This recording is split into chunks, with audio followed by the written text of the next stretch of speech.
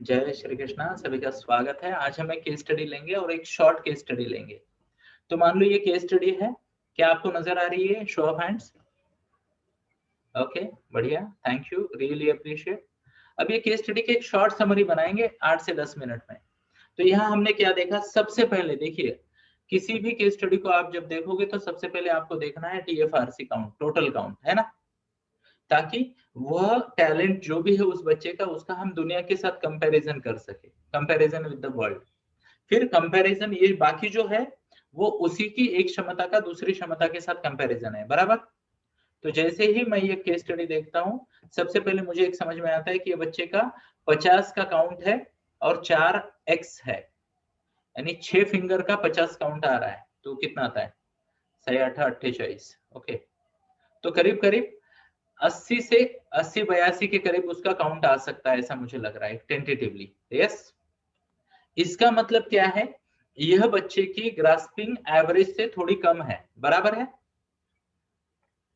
अब ध्यान से सुने, मैंने ऐसे बहुत केसेस देखे हैं जो एवरेज से कम ग्रास्पिंग वाले हैं बट बहुत बढ़िया और बहुत ब्रिलियंट परफॉर्म करते हैं।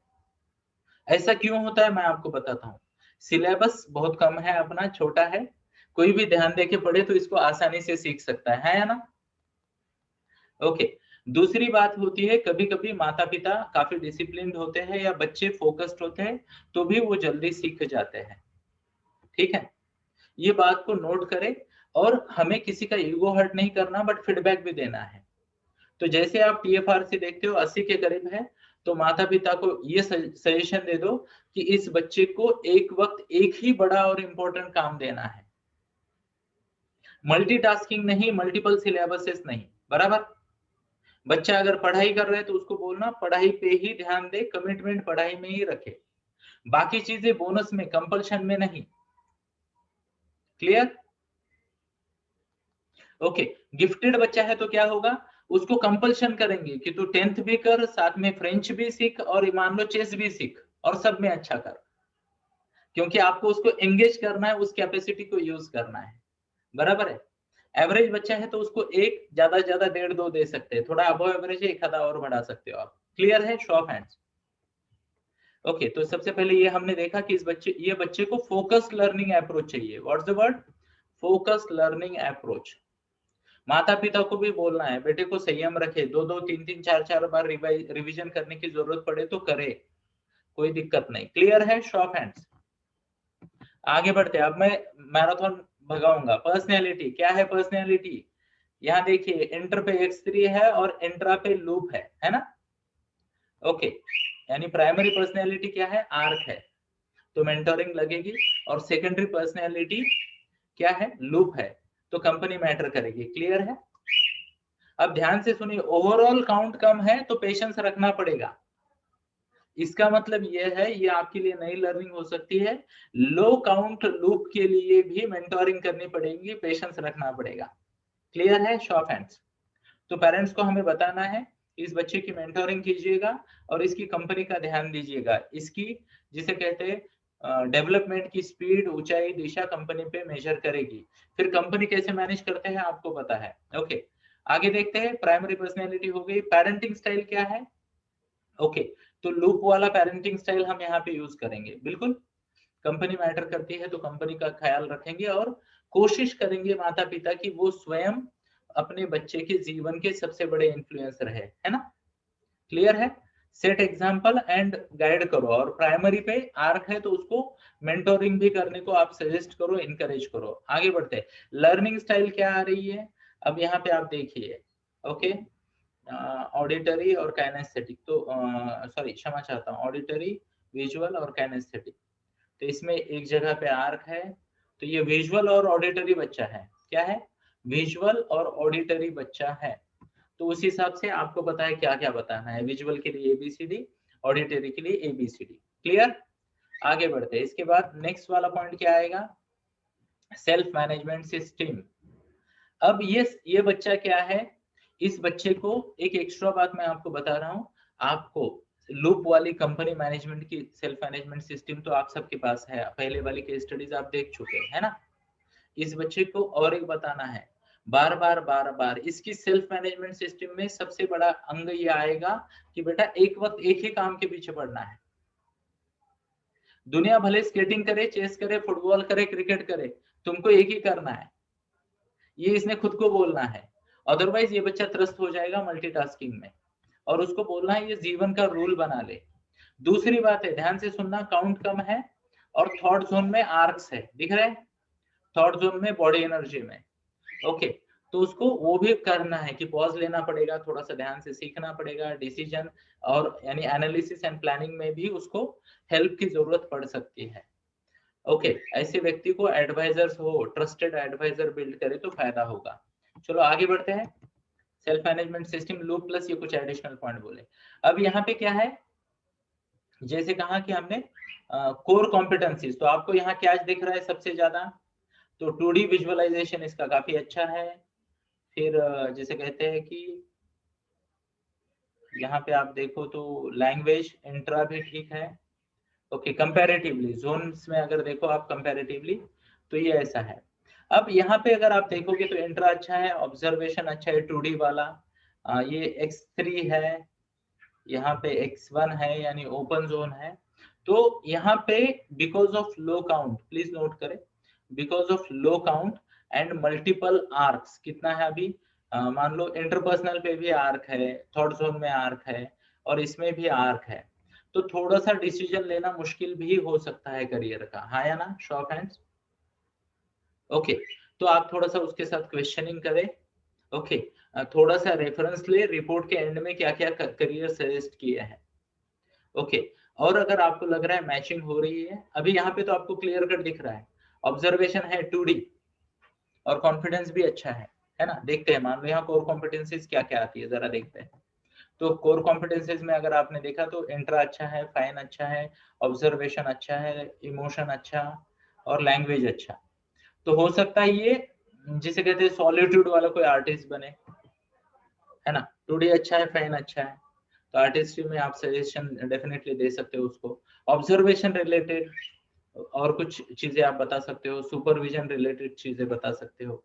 अब ध्यान से सुनना मेरे शब्दों को प्लीज, ऐसे बच्चों को नॉलेज डिपेंडेंट करियर में इंकरेज नहीं करना है, प्लीज नोट करें, मैं एक्सप्लेन करता हूं मतलब क्या। से फॉर एग्जांपल सीए है, मेडिकल है, या फिर आईएएस एग्जाम्स है, वकील एडवोकेट है। ओके, ये जो करियर्स है ना, यहाँ पे उनको बेस में बहुत बड़ी इंफॉर्मेशन याद रखनी पड़ती है ना। डॉक्टर है तो अपने पास यहाँ पे भी ट्रेनिंग में डॉक्टर साहब है, तो सभी पॉसिबल इंडिकेशन, सभी पॉसिबल सिम्टम्स, सभी पॉसिबल क्या कहते हैं प्रॉब्लम्स, उसके solutions, option A option B, इतनी सब information top of the mind रखना आसान काम नहीं। सीए का भी ऐसा होता है, उसको पूरा स्टडी करना पड़ता है। मान लो एडवोकेट है तो उसको पूरा का पूरा आपका ये पता होना चाहिए ना, टॉप ऑफ द माइंड तो होना चाहिए केस किस चीज की है। ओके, तो इसे कहते हैं नॉलेज डिपेंडेंट करियर, ऐसे में नहीं डालना जब काउंट कम होता है। ऐसे करियर में डालना जहां पे स्क्रिप्ट प्रेडिक्टेबल हो। बोले 5वीं का गणित सिखाते हैं, काम खत्म। 1-2 साल शायद स्ट्रगल कर भी ले, बाद में जिंदगी भर कैसेट अपने आप चलती रहेगी, है ना। बोले छत्रपति शिवाजी महाराज के गीत गाते हैं, काम खत्म। I hope you are getting my point. अभी हमारे इसमें भी 2 तरह के ट्रेनर है, एक कुछ मेरे जैसे ट्रेनर, मैं हर बार कुछ नया लेके आता हूँ, उस पर भाषण देता हूँ, है ना, तो मैं गिफ्टेड बच्चा हूँ। ओके, बट कुछ लोग क्या होते हैं, सर आप स्क्रिप्ट दो, हम उस स्क्रिप्ट को ही घुमाएंगे, है ना, बराबर। तो प्लीज नोट करें, अभी यहाँ पे क्या है, आप भी बहुत बिजी लोग हो, तो आपको आपकी खुद की स्क्रिप्ट स्टडी करके बनाने का टाइम नहीं मिलता, मैं जानता हूँ। पर अगर किसी का काउंट कम है तो उसे dynamic knowledge dependent career suggest ना करें।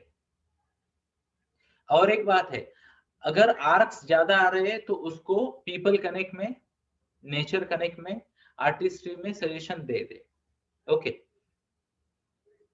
फिर भी अगर बात नहीं बन रही है तो 10th के आसपास उसका एक एप्टीट्यूड टेस्ट ले ले, कोई दिक्कत नहीं, बराबर। क्लियर बात कर रहा हूं मैं।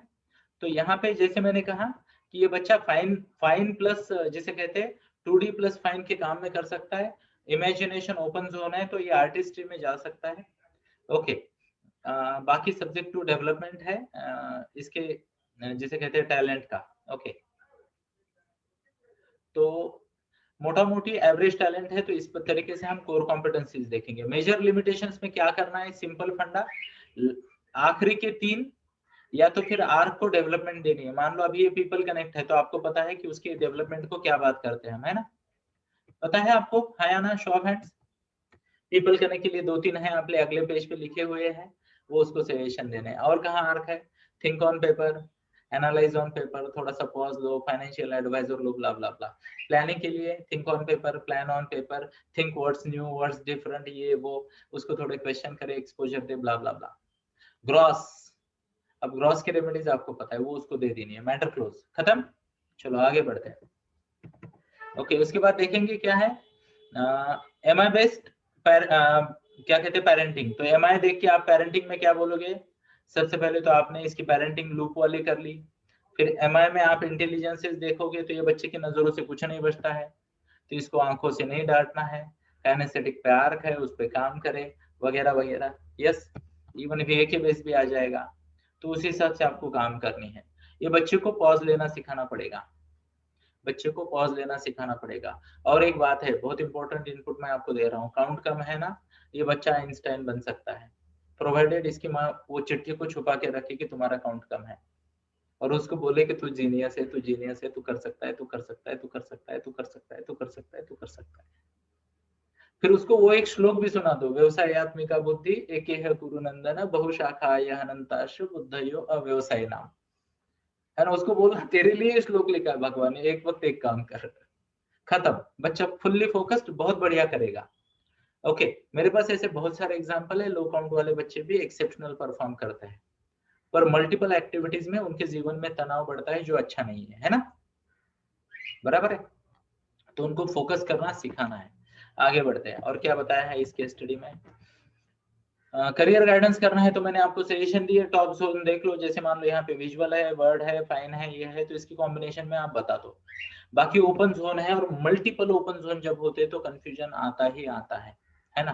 क्लियर कट कहीं पे भी लीड नजर नहीं आ रही। जो स्ट्रेंथ वाले जोन है वो भी एवरेज जोन है, तो जैसे मैंने बताया ये सजेशन दे दे उनको, और अगर वहां पे कुछ प्लस माइनस नजर आ रहा है तो उनको क्लियरली बोले कि आपके बच्चे का 10th के आसपास एक बार फिर से एप्टीट्यूड ले लेंगे, है ना? यस, क्लियर है? अब ध्यान से सुनिए दोस्तों, कौन सी भी विद्या, प्लीज नोट करें, कोई भी विद्या, 64 विद्याएं होती है, कोई भी विद्या अपने आप में परिपूर्ण नहीं है,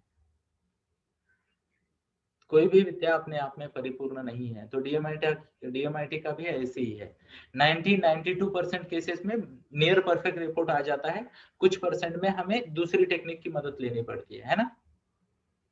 तो यहाँ पे अगर मैंने जो बोले वो कॉम्बिनेशन देखे, और अगर नहीं हो पाए तो उसको हम एप्टीट्यूड करेंगे। और एक बात यहाँ पे ओपन ये हो सकती है करियर के माध्यम से, ये बच्चे का इंट्रा अच्छा है, पीपल कनेक्ट ओपन जोन में है, लैंग्वेज अच्छी है, और ये भी अच्छा है ना? तो ये लोगों से रिलेटेड काम भी कर सकता है, और ये अपना रेफरेंस वाला शीट है, इसको यूज करते हैं। क्लियर है? शो ऑफ हैंड्स, मोटा मोटी। अब स्टडी कैसे करनी है आपको पता है, वीए के कैसे यूज करना है आपको पता है, डांटना कैसे आपको पता है, नहीं डांटना कैसे आपको पता है, मैटर क्लोज, केस क्लोज हो गई, बस।